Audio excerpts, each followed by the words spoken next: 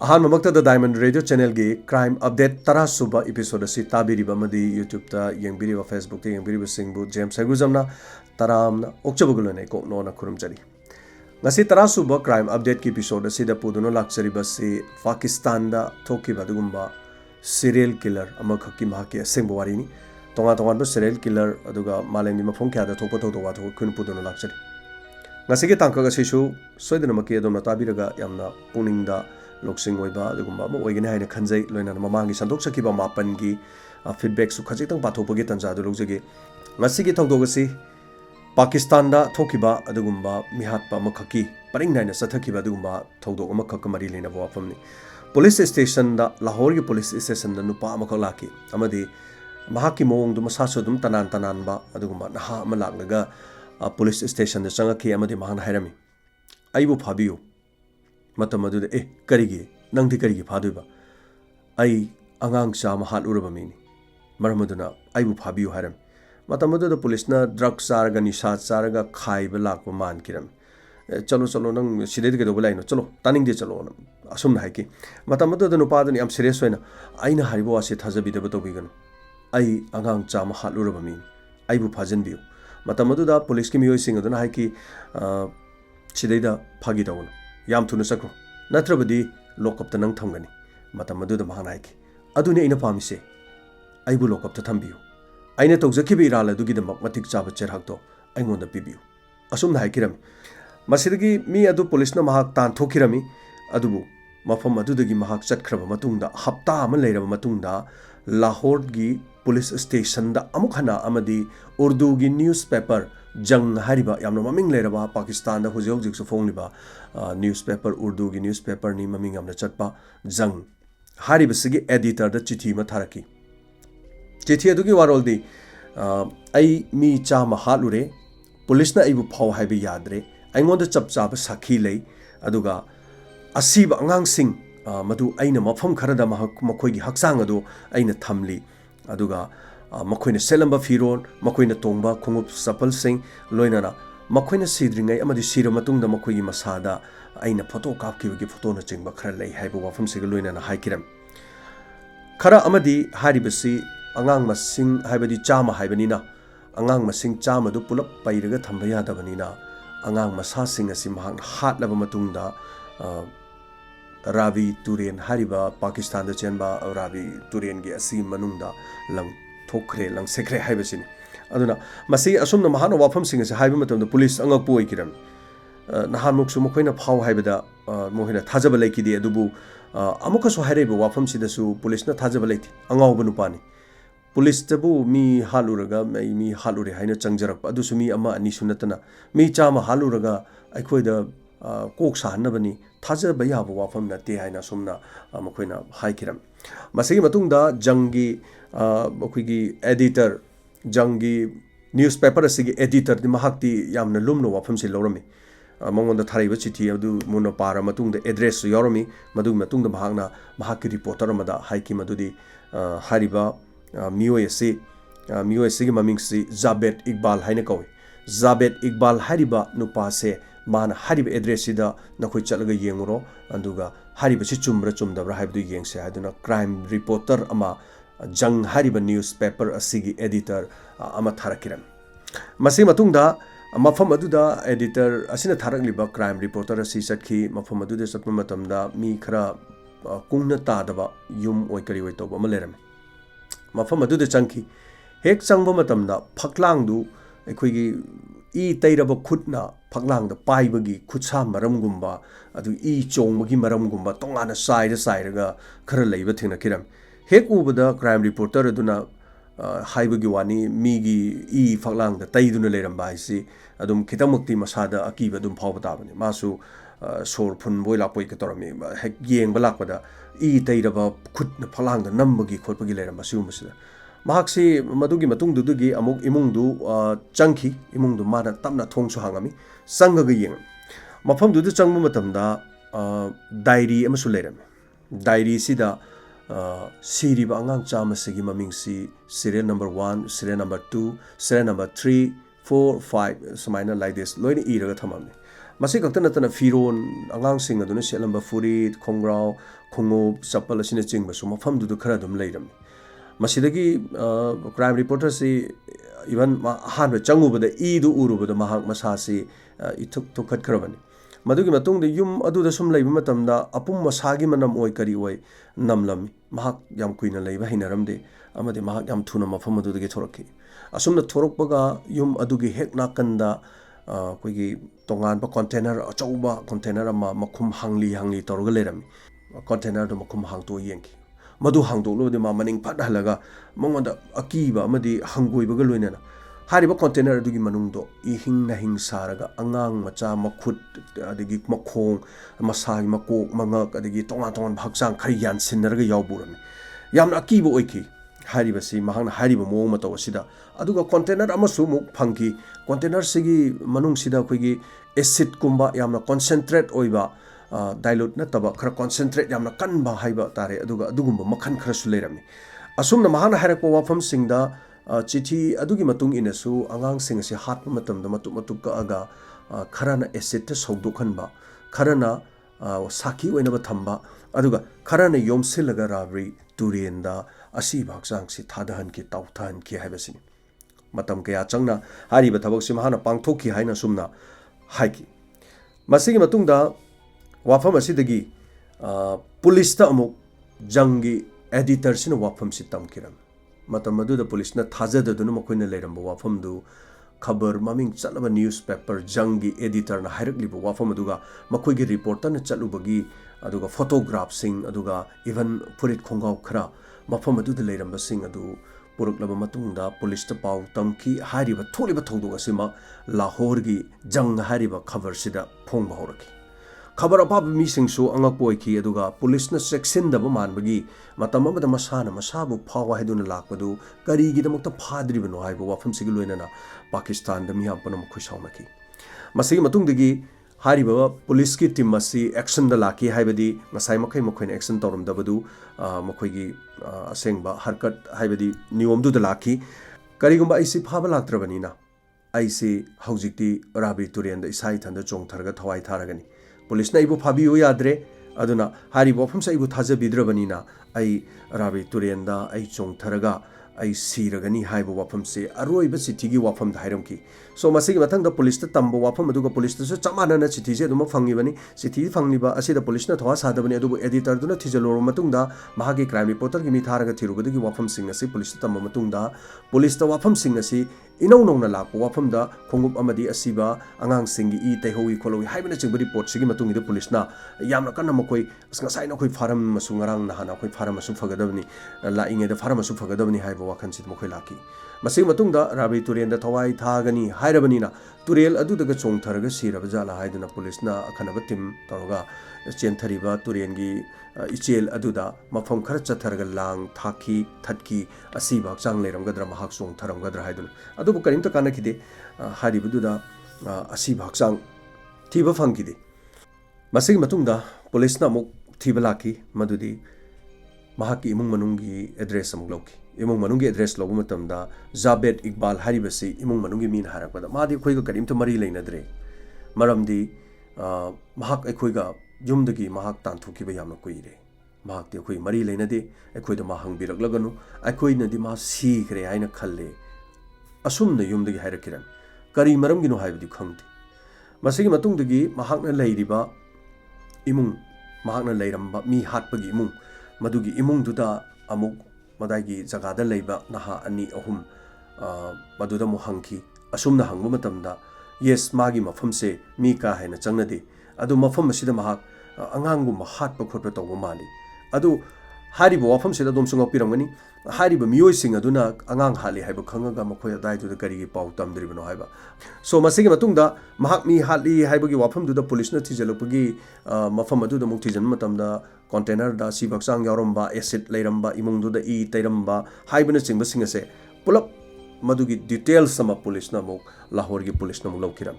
masigi matungda muk lakni bu wafam di hariba Zabed Iqbal hariba misi karamba mino haibasi masi mahaksi Pakistan da business su tawjaraba aduga yamna nungai yaifaba imung amagi masa masuni haibasi adubu matau karamna aduga business su tawba mi amana matau karamna masa nanba makakna angang chama halibano mahana chithi tharakibasi December gi tang 5 1999 numit asidani jangi newspaper amadi Lahore gi police ta masigi matungda amuk December gi tang 13 haibadi mahana chithi thakibadudagi numit kun ga mangani leiraba matung police na su thiba fangdre adubu jang hariba newspaper asigi khabar phongpham office ta laki Javed Iqbal amadi mahana haiki editor amto unajagi matamaduda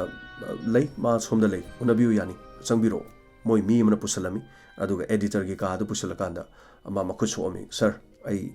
Javed Iqbal editor du ngak kanano Javed Iqbal haibidi matam kharagi mamangda adomda chithi thajakiba December gi tang 5 da chithi thagiba angang chama hatpado ai ni hairam matamaduda angak boiki editor adu suma ki wafam adu taba matamda aibu thajabiu aibu nahaki paumi sing na interview lo honbiu interview si lobo loiraba matungda aibu police ta sinabigano interview lowring edige domna adongi army do oiraba su pau pibiu army gi officer da haigera mapam asida leiba army gi battalion amada haigera aibu army no ina fanbiu police ta di aibu pibigano maramdi police ti aina phabiu haina chalu matamda aigi wase makoina thajadaduna aibu phabiraktraban aduna aibu police ta sinabigano army da phabiu asumna haikiram masigi matungda interview loir matungda army da pau piki army laki army personnel kunga manga hena laki aduga mahak phajin kirami army da phakibaga pukibaga army na suwa hangki thaudo adugi matangda madugi matungda army na di asigumba civil gi case makoina paibi yadabanina police ta dumak sinaraki Lahore gi police na mahak phajin ki adubu interview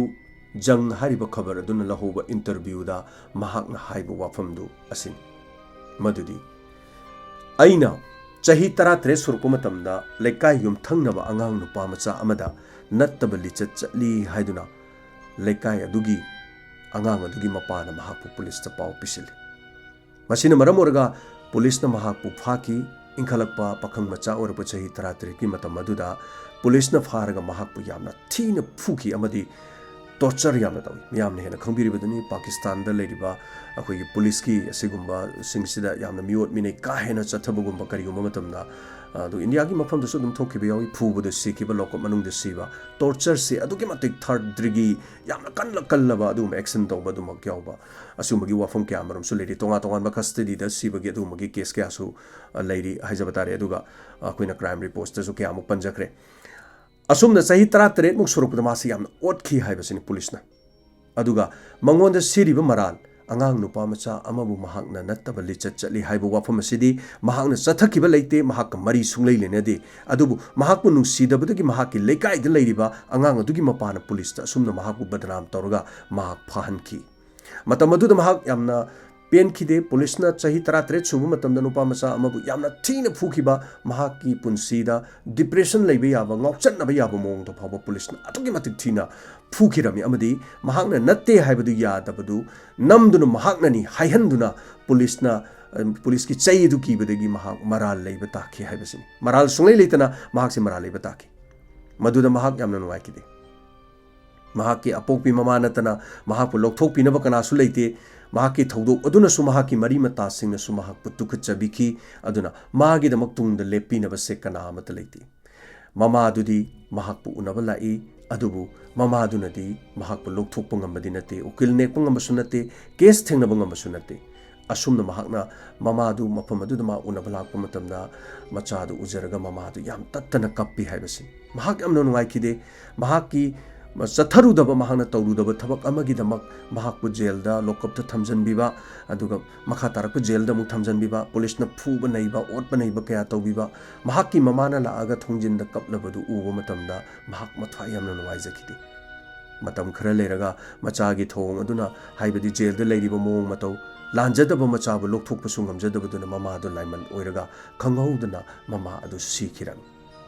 mama sikhibasidagi mahakna khanki madudi karigumba aina jail dagi thorokpa taragadi aina sungchat chathakidaba aina sungtau tawkhidaba thabak ama tawbagidamak aibu chairak phanghanbagidamak aina jail asigi mapandagi thoroklabadi soidanabagi angang chama hatkani mama chama kapangani mama chama gi mamittagi pirang sinthakibadu aigi imana lanjadaba macha aigi da mamittagi mapi takibadugumna mama chama gi mamittagi pirang sinthangani haiduna ainu wasaki ai hatpadi angang chama gi mathakta hen hatpangam angang chama hen halu hairabasu ai hatpangam madugi khudong chaba pumnamakto aingonda phangki adubu aina pangthoklibasi aina wasakkiba angang chama hatpa haibado madugi wasak adu khaktani mase aini imabu nungsibagini imana aigidamakta pi takibado madugidamakta ni haina mahakna asumna zangi interview lawu matamda sumna haikiram makhada sumna hai angang singasi aina hatpagi mongsi jail dagi aina thorokpu matamda angang sing aiga matau karamna loinagadagi haibada mahakna kok thadabada video game matam maduda video game gi tonga tongan ba jamna chatnabi ama lakpu matam ama video game sanabagi parlor hanga sanaramba matam akogi manipur su yamna tekan gan haiba adumaina sanaramba adugi makhan dumangni asomna matam aduda mahangna tekan video game sanabagi haribasi parlor ama mahak hangki angang singni yamna pamnaba tekan sanabasi angang piglibasing game sanaba yamna pambadagi matam aduda mahaki dukan aduda angang kayamrom laki asumna angang singa loinaba sida mahangna angang kayamuk lakpagi aduga thabak asi matau karman sa thaba yagani haidun ma plan to bawki masigi matungda bigli bangang sing haibadi khara khara gyan tarakpa sanaba game sanaba hirakpa du mangang sing ayam oibanina dukan angang sing lakpa matamda kariguma matamda mahangna lupa chama sakpi ma makhada thadaraga thami aduga thadaraga thami basi angang na uraga khunnabagi mongda su thami angang haibasidi afafata karisu khangjaba nachadi kariguma matamda makoina pamba pochai yaurabadi tapaiduna phurkhaud hapchinduna pubadum yaw asumna lupa chama taribadu lupa chama tu angang aduna khunkraba matungdagi mahangna dukan adu thonglon silaba matungda mahangna angang sing aduda aigi lupa chama nakoina hojik huran kare aduna nakoigi phurkhaud aina check tawgani lupa chama yauramba angang do madu aina fine nokoi thiangani asumna haikiram kyam kana sukhi halamde basi matungda angang singdu pareng leplaga phurkhaud check tawbada ngasai gi lupa chama mahangna thadabu khunki bangang haibadu di adum yorma taban aduni yorumba angang adu mahangna nangna aigi lupa chama huraliba kaigino law nang sumda law asumna angang se asumna thiamlaba matungda mahangna mahakki video parlor game gi parlor hangliba adugi nakanda atopa aron maka amasu thamlam ka aduda angang do pusilami amadi angang aduda mahak nattabali chathaki masigi matungda angang aduda amuk lupa chama pirami masina karigidama thongdokase haidoktanabagidama asumna mahakna ahanbagi changyeng oina angang sing loinabagi mong asi tawki asumna nungtigi dukan aduda game sanaba lakpada angang ama natraga ama lupa chama thadaraga paisa huran bagi namada mahaki ka aduda pusilaga asumna mahakna nattabali chathabadudagi mamai thangda angang sing adu pumnama khangnarakpadagi mafam aduda lakpa tanki angang lakpa hanthaki masidagi mahaki business ado fail oiki khara leraga mahaki game gi parlor si tokraba matungda amuk aquarium amamuk mahak semgatki aquarium sida tongan ba nga macha fajaraba samudra da leiriba tongan masiguma macha yengba nungaiba aquarium yengpham ama semkiram ayambana su mama mapa singa lakpa matamda angang sing su yam aquarium si yengna ganba dugma mafam amani thawoina mahana angang sing se karamna lakadagi haiba wakhalon siga loina na su aquarium se mahana hangkiban asumna aquarium hangba sida tongan ba mama mapa ga lakpa nataba khara lapna leiba angang singdagi yengba yananaba aquarium yengba asida paisa lawdana mahaki free haitare asiguma khudong chaba se piki game sanabadu sumahana ngasai angang sing adu game sanabagi paisa lawdaba free gi mafam amsu helem masina angang sing du yamna lakna nanwagi dama aduga chamana na sumaina aquarium gi mahana hangi basigi mafam asida su paisa lawdabi da horaki masina maram warga arapa mafam sing dagi leiba khara lairaba khonggang dagi angang sing phawda aquarium adugi manakta lakna na ba honarami masigi da mama publicity tawki madudi aquarium mafam sida hangi arapa mafam dagi angang sing la yengba lakpa yagani loina na paisa lawroi haibani chingba asumna tawkirami asigi matung dagi arapa mafam dagi angang sing laki karigum matamdadi mama mapa ningchinu waina leijadaba aduga mama leiraga mapa leitaba mapa leiraga mama leitaba aduga ka hena angang do nongmani ni sathokda thiraktaba aikoigi chafam khofam bo leitaba angang kaya so aquarium yengba laki masidagi mahangna lupa chama thadaraga lupa chama huran ba matungda mahana ka manungda pusinbado madugi mawong chap manana lupa chama thadarami angang aduna karigum lupa chama do loramadi angang adu lupa chama huran magi namada mahakna mafam adudagi puraga angang hal iba mafam aduda puraki maramdi nang naigi lupa chama hurali bidu karigino haribu wahai sigi matungda angang aduda dandi pibagi mawongda angang aduda natabali chathaki masigi matungda angang ado ngaksamda yotligi chen pullaga makutna laksillaga mana angang ado hat kiram angang ado hatringai gi matamda maming matha aduga mahaki leifam mama mapagi maming na chingbasu mahak serial number ga loinana diary amada ningthijani sela asumna angang adu hat laba matung siraba matungda thangna matuk kakki haksang singdu puthораga acid ta saudok halli saudok pangam khara saudok khara sungam da khara duna amuk purak laga rabi turel da hariba asiba masasi thadaram asumna mahaki aquarium gi asiguma mafam sidagi angang mathang mangna halakpada khanghaudi angang chama si sukiram aina tambada khara tension jarabani asumna angang chama si mahangna aquarium sida lak angang si moithem tawra pura laga natabali chatharo matungda angang sing asi mathang hatpada sumna chama suki maming matha irakpada mahaki diary du noma mahangna hangdok laga yengwa matamda masing thiba matamda chama chap chana surauki tasena mahak makhata na chatharam labasu angang changa dagi hena mathakta hatpa ngamgani haibasini masina ni mahana police duga jangi office ta mahak lakpada editor da mahana haiki bo famda angang changa fawbadi hatpa ngamgani haibado loina na asumna mahana thabak sing asi chatharaba matungdu chama hek surakpadagi police station da laga aibu fabiu ai angang chama hatlure haiba wafamsin masigi matungdagi mahana khanki aina hujik tawjakiba angang chama hatkibadunina ai su ishorna yaroi adorabadi ai changjaraga aibu phanana ba fabiu haiduna police ta hairugi haibadagi police ta lakibani police na phau haiba yakidaban masigi makha amuk tarakpada mahaki wahang pahong asi police na chathabadagi hariba thawdok asida yawba mi ahum amuk koithi thiraki mafam aduda mahakna mi haliba mafam aduda mateng pangba angang singi sadong turenda thadabada mateng pangba mi ahum amuk generaki hariba ahum simu police na phabala ki ahum si phabala ko matamda amadi mayungi thonawdagi police la e haina song thabada thonawdagi makha taraga suicide amasi kirami masigi matungdagi amuk lemhauriba ani adomu phajilaki makoi wahang pahang tawki asumna makoi asi police na charge se thangalaba matungda makoi gi mathakta chap chaba cherak pine na bagi matam amad laki Pakistan gi court na haribasi nahakti angang sama hatpagi damak thauri ne chamarak pharsi tawgadaban haibadi pharsi tawraga amuk chingkhalaga amuk thadaba aduga maduda siraba so sibak chang dom pukhatpa thauri ne ngaksam dom giatpa makha damuk thadaba asumna chamarak 100 times pharsi tawgadabani masigi matungda nangi thangdaraba asiba hakchang ado mada matup chama thukna kakkadabani matup chama se kaklaba matungda nangi nasadu acid ta chamgadabani maduda chak thekpa ngammakena chak khra sungamdaba singado maduna amuk rabi turenda thadagadabani haiba court na right tak khwaidagi ngakpa wafamdi international da labor report reporters mayamna ha thogliba Jabed Iqbal gi wari ase cover tawba mathang hauraki tongan ba Europe ta leba news channel singi CNN BBC aduga leidiba mayam se loina thomjilaki aduga Pakistan da pirangliba criminal ama serial killer amagi sibagi cherak pikibadu angakpa wafam oina ngana ki madudi tongan mafam da sibagi cherak piraba phawbada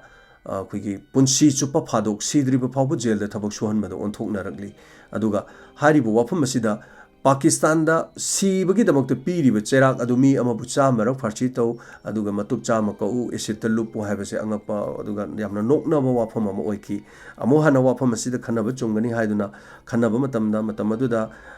just aduna songman madagi thokiba thawdo adugi ma ki intention do amada herman kibana hai kibani adubu tangai fadana mahak ase farsi tawraga hatkadabani haina korna sengba rai ama mukta khiram adubu asumna October ki tang tara 2010 da farsi tawbagi rai lautuki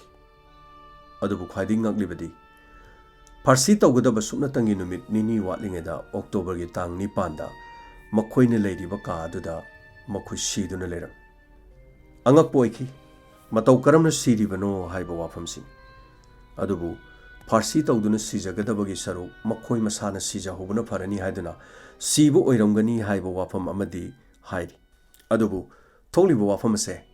farsi tawdringeda jail adugi manungda leiriba bondi sing aduna thokiba thawdok aduda masidi criminal mayam mi hatpagi damakta jail da leiriba mi amamam halubagi mi ani halubagi ahum halubagi leiriba sing aduna ikai ba thodok haibadi mi hatpa phawbana ikai ba thodok ni haiduna mahaki da penman da badagi bondi sing mayam no onsilaga makhoi hatpa oirangani haiba wafam su leinaki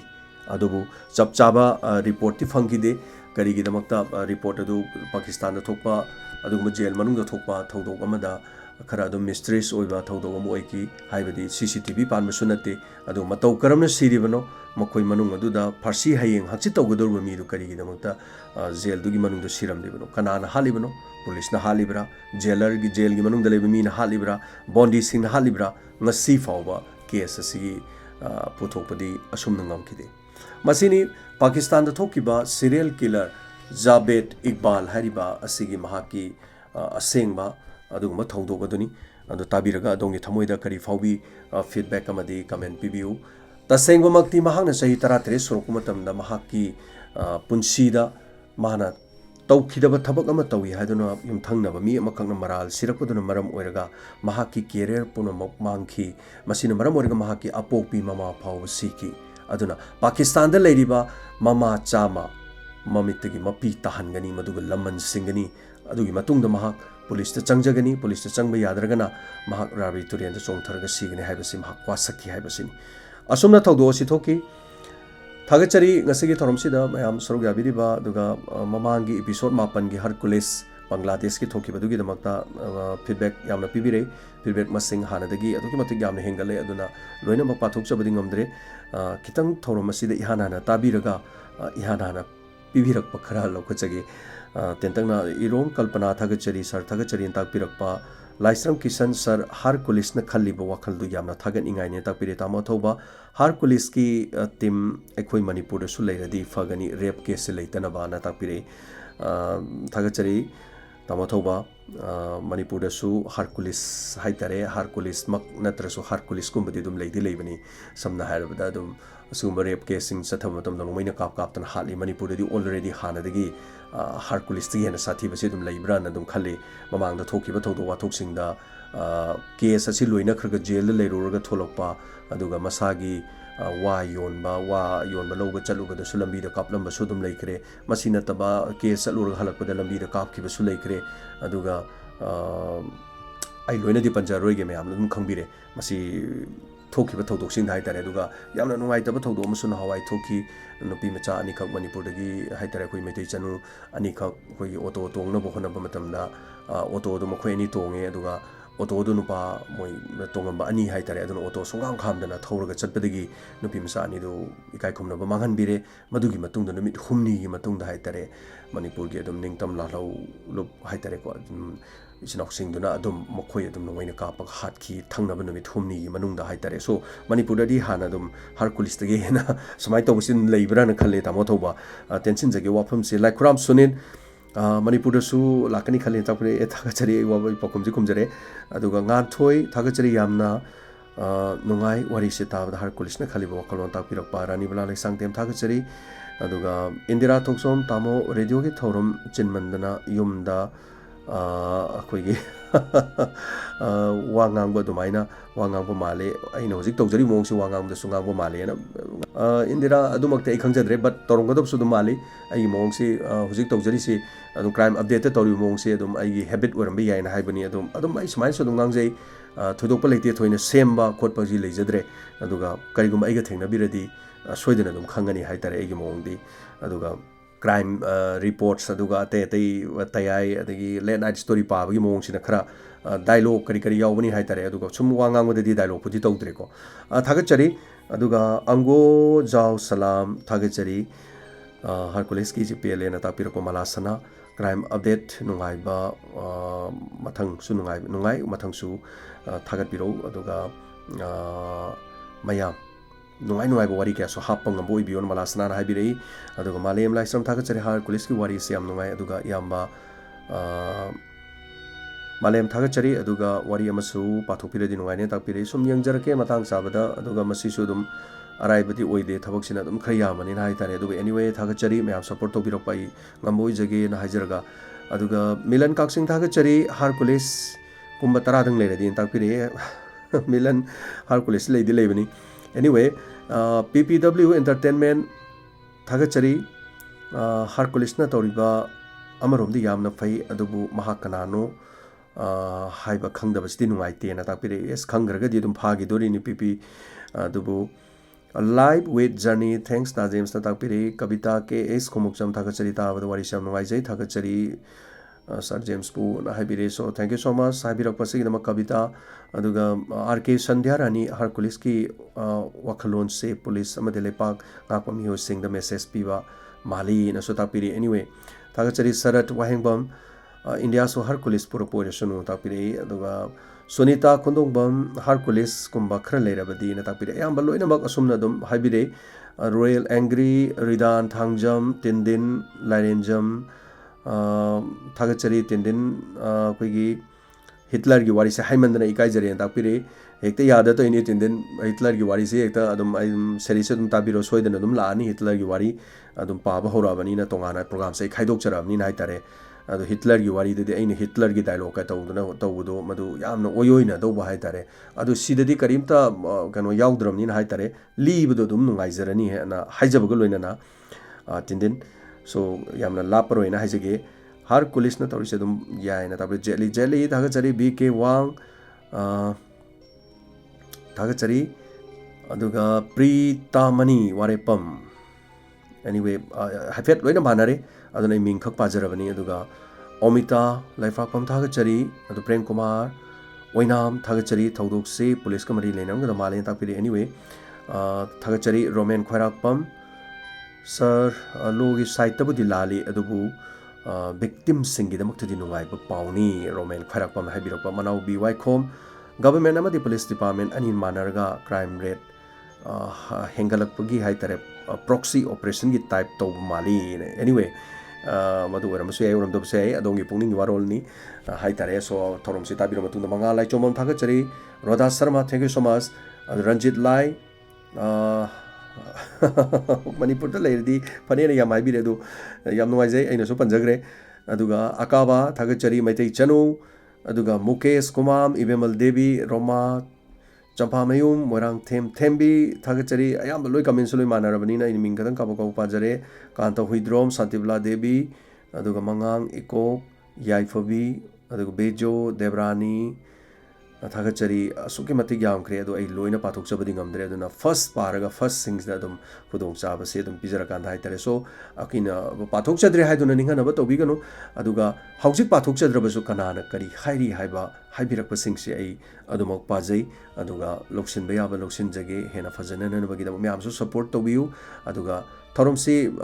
crime reports kumna late night story gumna di support to badi khara haurak padang ari bani na khara diwali do so please mayam support to biu mathang khara support to jaraga de khoina tung da to jaraka doisi miyam gi da mohona jabada makha tarak pada hena nungai jaga dori bani haibu wapum sig loina na keju chanu okram thaga chari hana aduga ibungo ts aduga Sunny John Chanam Rasitombi aduga Sneda Slam thaga chari mayam punamak aduga Kennedy Amarjit Vidya mayam thagachari Romi Maitai aduga loinamak ai pajabadi ngamjadre Nicholas Oinam hana thagachari ngasigi damakta di matang asida tarasuba crime update loisinjare